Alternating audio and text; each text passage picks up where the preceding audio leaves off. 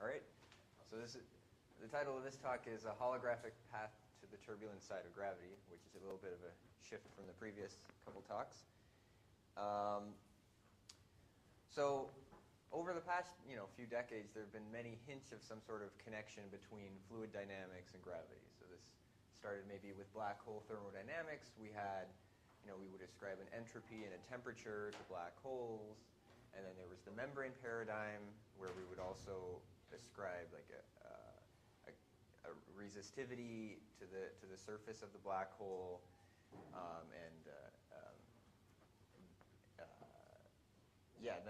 Then there were fluid analogs of black hole spacetimes. So you could construct fluid systems where you had a sonic horizon, which would be similar to an event horizon, and you could even get Hawking radiation within this.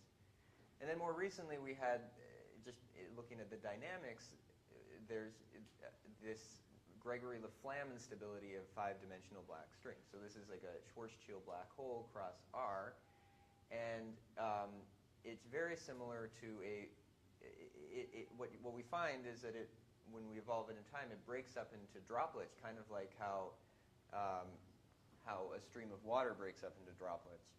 And I'll play a little video.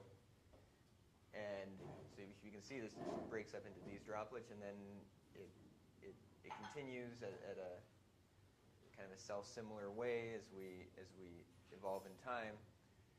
Of course, these are just pictures, and it looks similar to the Rayleigh plateau instability, but more recently, there's been kind of a more precise connection motivated by the ADS-CFT correspondence that's been made between gravity and fluids. So the ADS-CFT correspondence, it comes from particle physics, and it relates quantum gravity in d+1 dimensions to a quantum field theory on the d-dimensional boundary of the spacetime. But there's in fact a purely classical limit of ADS-CFT that doesn't rely on any ADS-CFT and can be derived completely independently, where the d+1 dimensional quantum gravity becomes a d+1 dimensional solution to Einstein's equation, and the QFT becomes a fluid living on this boundary. So in fact, it relates d+1 dimensional perturbed black brane solutions. So these are like, black brane is just a black hole with a planar horizon, and they have to be asymptotically anti-de Sitter, which I'll explain in a bit, which means that basically you'll have a boundary that this fluid can live on. And then this is called the gravity-fluid correspondence. And the question we're interested in is whether studying fluids can teach us anything about general relativity using this correspondence. So the outline of this talk is, first I'll spend some time going over the gravity-fluid correspondence to give you a better idea of what's going on. And then I'm going to study the fluid side, and in particular simulations of this special type of fluid which is dual to gravity. And then I'm going to use the correspondence to say something about the gravity side. In particular, we'll see how black hole perturbations in certain situations can decay turbulently. So here, the best way to understand the gravity-fluid correspondence is to think about an initial value problem, where here I'm drawing a Penrose diagram of a black hole in anti-de Sitter, or a black brane in anti-de Sitter, sorry. So anti-de Sitter spacetime is different from asymptotically flat in that instead of spatial infinity and null infinity, we have this reflecting boundary. And you can think of having a box. This is the time direction and space direction. You can think of having a box with a reflecting boundary and a black hole sitting inside. That's the physical picture. And this represents here, this is the black hole, here's the singularity, and this is the event horizon. So what we impose a boundary condition, which is that the boundary metric is Minkowski. This is the induced metric on the boundary, and the effect of this is to behave like a mirror. So we can think now of putting initial data on some time slice like that, solve in the Einstein equation in the interior, subject to a boundary condition. So we have initial data, and we're imposing a Dirichlet condition on the boundary. And when we do this, we can then pull off the Neumann condition, or the normal derivative on the boundary. And that normal derivative in general relativity is called the extrinsic curvature. And from the extrinsic curvature, you can write down a sort of boundary stress energy tensor. So this is this limiting, in this limit, we can pull off this boundary stress energy. And what you find when you do this procedure is that at late times, the boundary stress energy takes the form of a relativistic viscous conformal fluid. And this is derived in a sort of derivative expansion, which is valid for long wavelengths. So, but then the neat thing is, from this boundary stress energy, you can go the other direction and write down a bulk metric. And that solves the Einstein equation in this derivative expansion and in this approximate way. So in a little bit more detail, yeah, I guess I'll go through this. But so you start this derivation, this is done by these guys in 2008. We start by writing down just a plain Black-Brain metric, which is what this is here. And we have a couple parameters. We have this u mu, which is just a constant vector field. And we have a constant function b. And these are just some parameters that appear in the metric. And this is a solution to the Einstein equation in the bulk, just describing a black hole just sitting there. And what you can do is you can read off from this metric, this bulk metric, the boundary quantities. So we have a boundary metric, which is eta, the Minkowski metric. That just comes from there. And then we have the boundary stress energy, which you can also derive. And it takes the form of this, it looks like a fluid stress energy. If we call this parameter u the fluid for velocity, and we call b, well, just this function here. So then the density is related to this coefficient. And this fluid stress energy has an equation of state, which is traceless, or it has traceless stress energy, so the equation of state is the pressure is equal to the density divided by d minus 1, where d is the dimension. So it looks like a fluid sitting there in Minkowski spacetime. But at this stage, like I said before, everything's at constant, so nothing's interesting yet. We just are describing a fluid sitting there. But then what you can do, this is where the derivative expansion comes in. You promote these, the b and the u, to be functions of the boundary coordinates. And then now you no longer have a solution to the Einstein equation. But if these fields are slowly varying, you can correct to get a solution of the Einstein equation. And this gives you a stress energy if you do this in this systematic way. And now we have a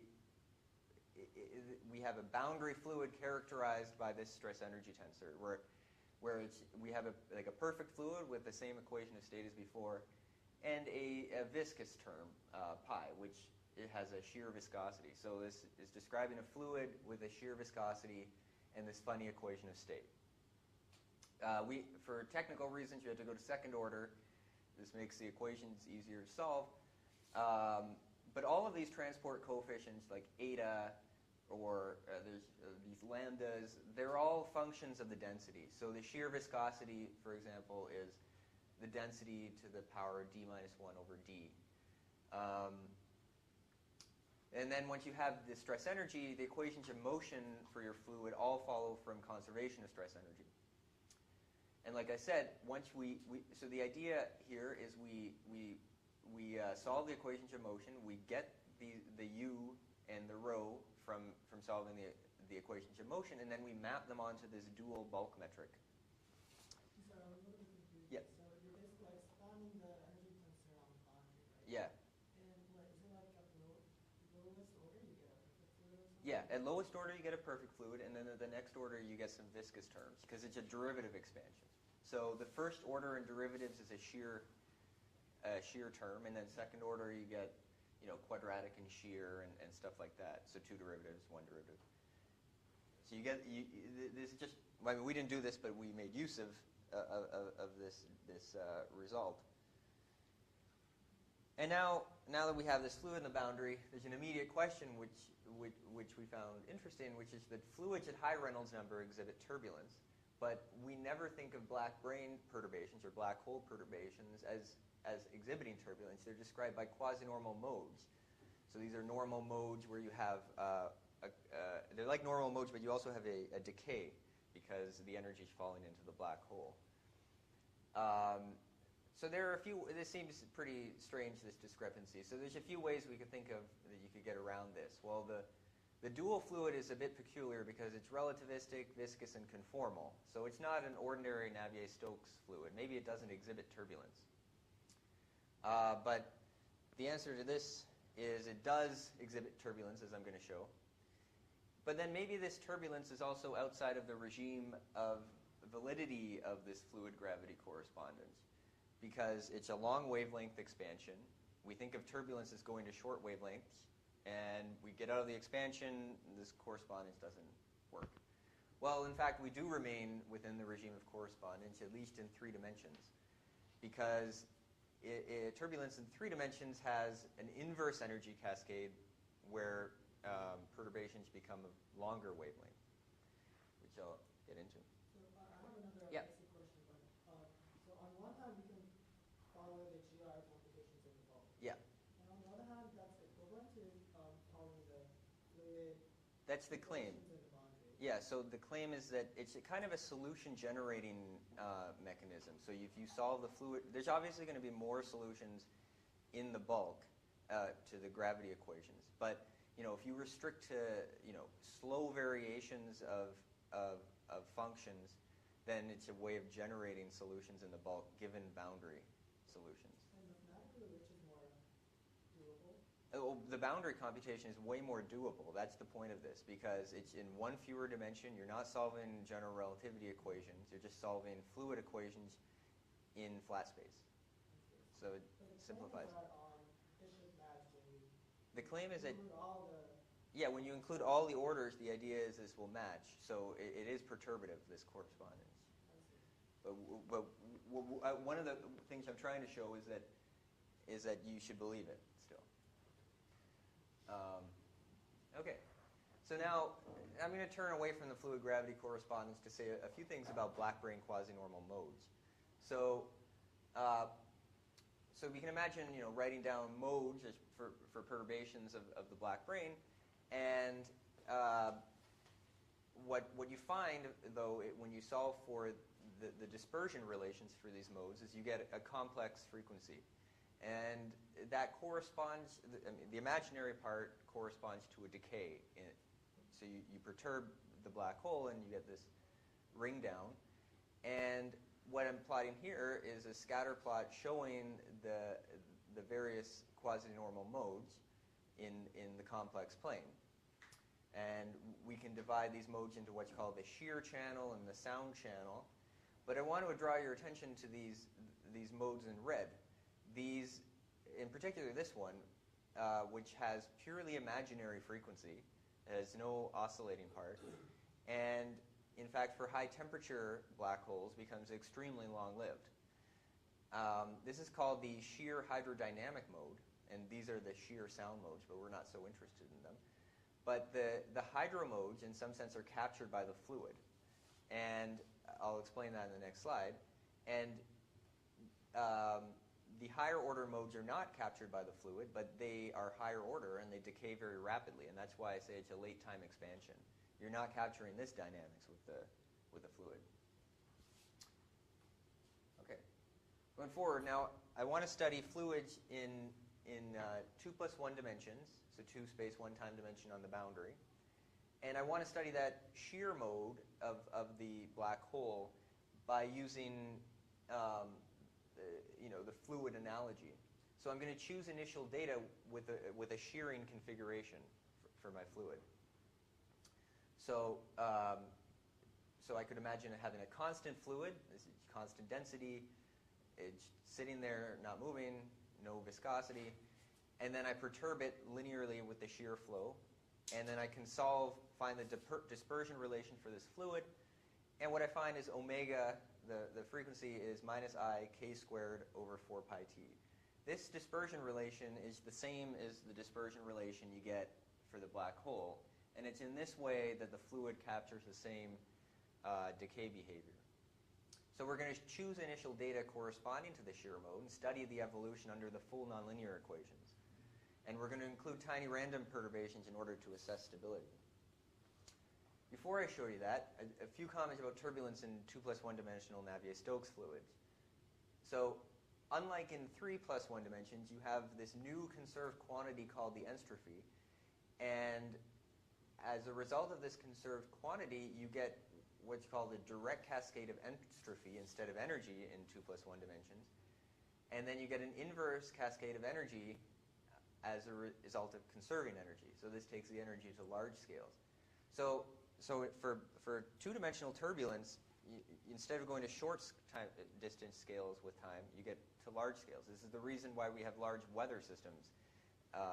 Vortices merge together, and you get bigger vortices because the atmosphere is effectively two-dimensional. So looking now at what we did, we put the equations, the fluid equations, on the computer, and we started with an initial shearing flow. So what I'm plotting here is a spatial time slice showing the vorticity, and you can see we have these. We put in a number of waves, and this is just describing the shearing fluid. So I have a video of a typical run. So it starts off like this, but there's an initially small perturbation which eventually perturbs it, and you get these eddies forming, and they merge, and they become larger eddies, and eventually they become larger and larger, and then you're left in the end with two vortices that just sit there and then decay slowly. So this is the same as the Kelvin-Helmholtz instability of fluid mechanics. And you can see it's just going to, all of these are going to merge. The co-rotating vortices merge and counter-rotating ones repel. So you get one vortex going each way. Going back to this. So like I said, here I'm showing just when the initial flow is just starting to be perturbed. Then we have a whole set of little eddies. This looks very similar, except zoomed in to this slide here. And then finally we get to these two vortices. So what's going on? Here I'm plotting the norm of the vorticity as a function of time. So initially, when you don't see anything happening, that is decaying exponentially, and that's the quasi-normal mode decay. Once the perturbation kicks in, you get a power law decay. But while this is decaying exponentially, here I'm plotting the two components of the velocity. This is the x component, which is initially non-zero and decays exponentially, and this is the y component, which started off zero with tiny perturbations. So as this is decaying exponentially, the y component is in fact growing exponentially, and then when it disrupts the initial flow, that's at this point, then a power law decay ensues, and that happens for a while we see all that interesting dynamics, and then at late times it starts an exponential again. At very late times, the behavior just becomes linear, although at a lower decay rate because I have fewer modes now.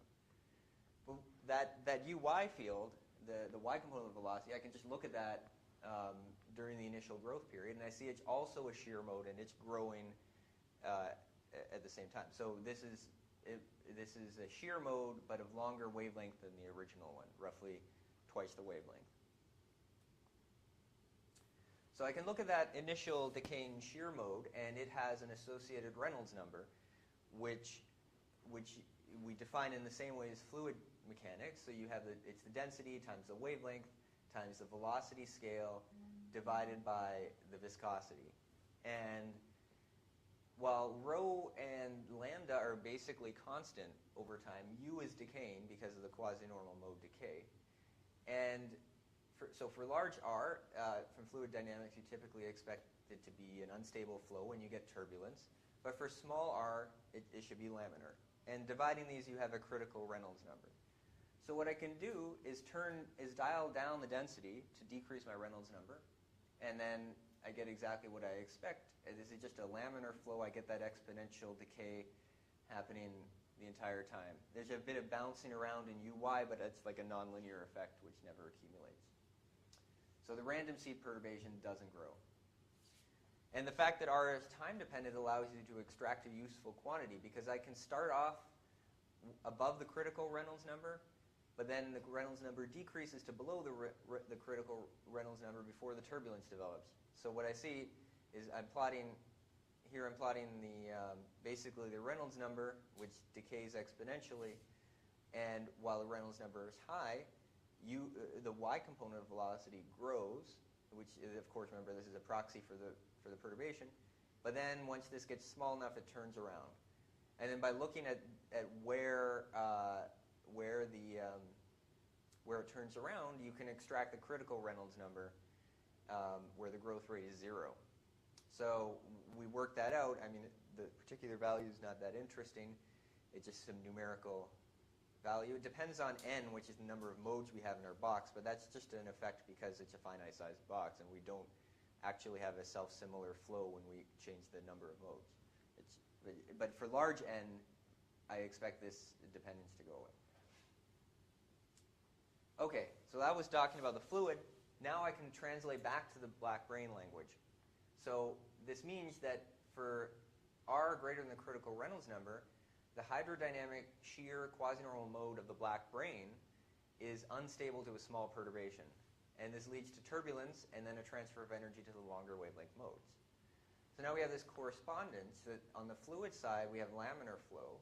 On the gravity side, this corresponds to the quasi-normal mode regime.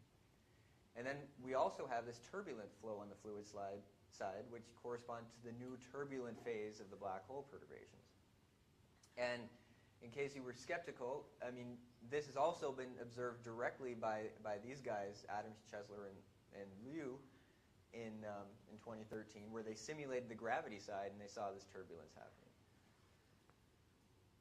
So what I can do now is, well, I'm going to take all my fluid quantities, and with Mathematica, I'm going to write down my metric in the bulk, and I can compute. So I'm taking the fluid and I'm mapping in the bulk. This direction R corresponds to this null line from the black hole horizon down to the boundary of space-time. And I'm plotting here a curvature invariant star C times C, where C is the wild tensor. And we see that this curvature invariant looks exactly the same as the vorticity field on the boundary, except you have these tubes connecting the boundary and the black hole horizon. You can look at other curvature invariants. This is the wild tensor squared, and looks exactly the same as the density field going into the bulk. Yeah. By eyes, it's hard to see any evolution in the VR direction. So what there is some it's basically constant in the BR direction. B is just a scaling factor. So in the R direction, it is basically constant in the R direction, especially this one. So we actually use the lowest order metric to do the mapping. So if you went to a higher order metric, you would see some more changes, just because it was easiest. And also I'm rescaling it by the factor R to the 7 to make it look like this, just to for visually. And similarly here, I'm rescaling by R to the 6, but you do see a bit of evolution in that direction in this case. But at higher order, you'd expect a little bit of a change, but I agree, it's almost constant moving along that direction. So now that we have this bulk metric and we can plot these quantities, we actually believe that the bulk metric is close to an actual solution of the Einstein equation, because with the transfer of energy to large scales via the inverse cascade, if we begin within the range of validity of the fluid gravity correspondence, which I recall is a long wavelength correspondence, then you remain within that range. And moreover, like I said already, the turbulence has been observed directly in the gravity simulations on the GR side. So this instability of the fluid flow suggests that the black brane quasi-normal mode is itself unstable. And to see this, that means you have to do perturbation theory not off the black hole that's uniform, but off the black hole plus the quasi-normal mode background. And the presence of this instability is controlled by the Reynolds number, which represents kind of the ratio between the nonlinear driving terms and the viscous damping terms. If the viscous damping term is too weak, then the nonlinear terms begin to dominate and the mode grows in amplitude. So if it just basically, you have this perturbation, if it just sits around too long and it's not swamped by any dissipation, you can have other interesting stuff happen. So we get this connection that the long-lived quasi-normal modes are associated to a high Reynolds number. And in contrast, linearized perturbation theory just assumes that the nonlinear terms are small, and that's why they haven't been seen before, and you're in the low Reynolds number regime. Now we can think of these, once this turbulence develops, we can think of these vortices as these extended geons. So a geon is just a self-gravitating bunch of gravitational radiation, and it sticks together. And these extend into the bulk, you might want to call them funnels, and you get this gravitational radiation confined between the black brane and the ADS boundary, which is, of course, a mirror. And from the form of the bulk metric, you can try to define a Reynolds number, and I've tried in terms of this metric component and the Hawking temperature and a length scale. This isn't a great definition because it's not gauge invariant. It depends on a split of the metric into a background of perturbation, but the general idea is you'd like to define something like this, and then you could use this in a broader context, hopefully, to predict the onset of turbulence in other contexts when you don't have a fluid dual. So I think it's instructive maybe to compare with another instability of general relativity, which is just empty anti-de Sitter space, so no black hole. This is just a box with reflecting walls. So as you would expect, if you have a linear field in this box, it's going to be described by normal modes with a harmonic time dependence. But so there's no dissipation because we don't have a black hole, and we have an infinite Reynolds number. But gravity is nonlinear, and nonlinearly, mode couplings have been found to transfer energy to higher frequency modes in a sort of turbulent cascade. And eventually, this leads to a black hole formation as all the energy is concentrated, and even if the initial perturbation is arbitrarily small. So this is a similar sort of effect. It's not what we're looking at, but yeah. So going forward, there's a lot of open questions I think that get raised here. So in higher dimensions, I would continue to expect that the quasi-normal mode description fails at a high Reynolds number. But it's different in higher dimensions because you then would expect a direct cascade of energy to small scales instead of the inverse cascade.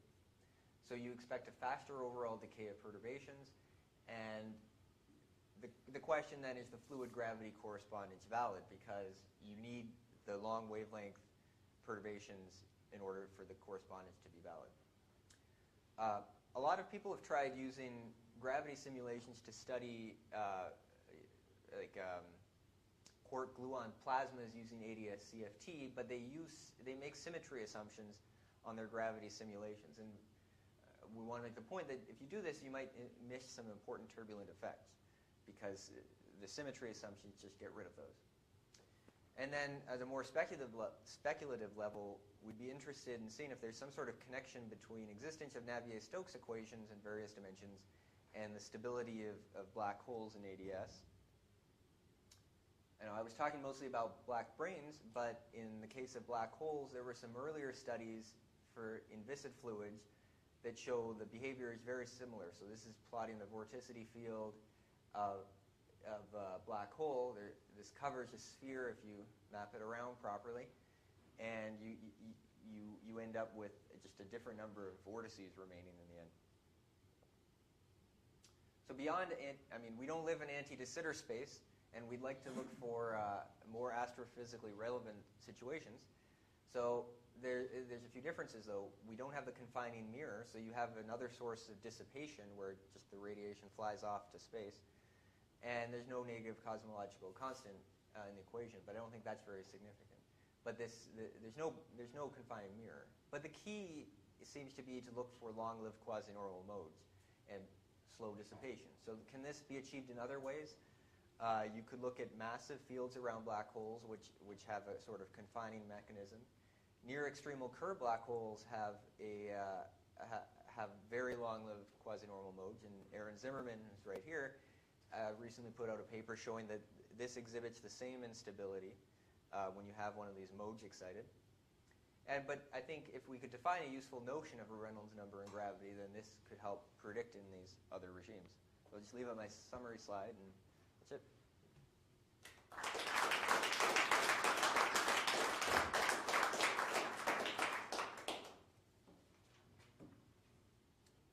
You mentioned that turbulence has been observed in simulations. That was for 2 plus 1, right? No, these would be gravity simulations. So they did 3 plus 1. So a 3 plus 1 gravity simulation is dual to the 2 plus 1 fluid, and they did the 3 plus 1 gravity simulation.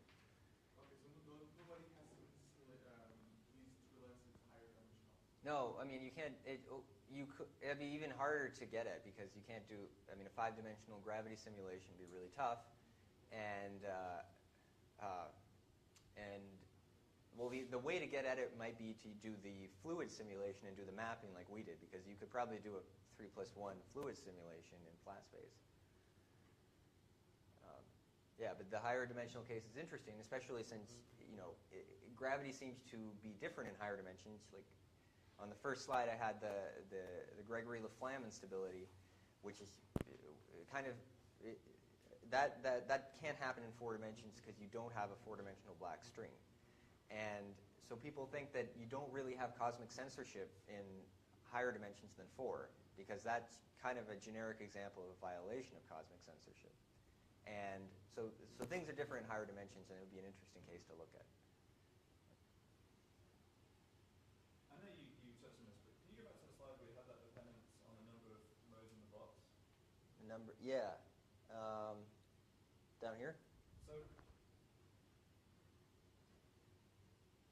can you just say again why? Yeah. So this relation empirically comes from simulations with some range of n. Yeah.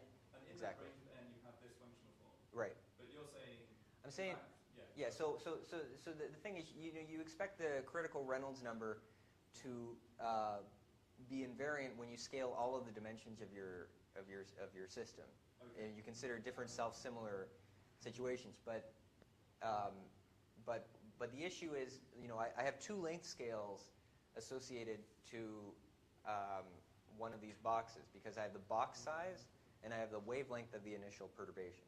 Right. And I'm not really scaling within. It's a 2-parameter family, and I'm not. If say I change n, then it's no longer the same system technically. Does that make sense? It's that you don't really expect the critical Reynolds number, or it doesn't make sense to expect a critical Reynolds number to be independent of the number of modes in the box, because I'm actually considering different systems that are not self-similar, but they're almost if I get to large n. But that dependence isn't of any physical interest. No, it's not a physical interest. That's yeah. Sorry. Yeah. Do you expect any sort of fragmentation phenomenon to be possible in the gravitational collapse of the field, gravitates or scalar field? Yeah. So you might expect some sort of. In higher dimensions, I think you're more likely to get some sort of fragmentation. You mean like a black hole breaking up into? Well, rather than collapse to one Yeah. black hole, collapse to a large number of black holes. Yeah, I think that's more likely in higher dimensions probably, because there you have this turbulent cascade to short wavelengths as opposed to long wavelengths. Well, in principle, it happens in 3 dimensions, but my own experience just that one doesn't really work very easily in 3 dimensions because the nonlinear couplings are just too weak. Yeah. So. But if you're on the threshold of gravitational collapse. Yeah. So the regime you might see that would be here probably. Yeah. So. Okay, if you put an ADS. Just an empty 80. Like, I think when you have the surface of the black hole like we've been looking at, that's really one lower dimensional object, and so it's like 2 plus 1D turbulence, just like how the Earth's atmosphere is two-dimensional, and because of surfaces. But we don't live in ADS. what? But we don't live in ADS. No, we don't live in so ADS. It's hard to know as astrophysicists would like to know. Yeah. Is there some situation, Well, maybe in the early universe? I think, yeah, this collapse, this is in 3+1 dimensions where we get a black hole collapse, but it's only been studied in the spherically symmetric case, so we can only ever get one black hole probably. But in a more general collapse scenario, you might get, a bunch of black holes forming. I think it's pretty hard to see how you can get such a non-dissipative system not in ADS, but I mean it's something that's Aaron Zimmerman's been looking at. Well, how do quasi-nominal damping rates behave in higher dimensions for the ordinary black hole? Higher dimensional. I've never researched higher dimensional. Yeah, I don't know. Greater than the number we think there are. Myself. Yeah, I mean I'm interested in. I don't know how it's affected. I mean I'm interested in higher dimensions just because I think you can get more interesting dynamics in higher dimensions, but. Yeah, I don't know. And there's that review paper, I guess, probably has some.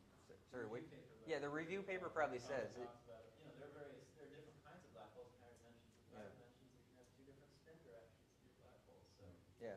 now you've got a two-parameter family to explore over. More space for Pierce to work. Yeah, well, that's the great thing about higher dimensions, I guess.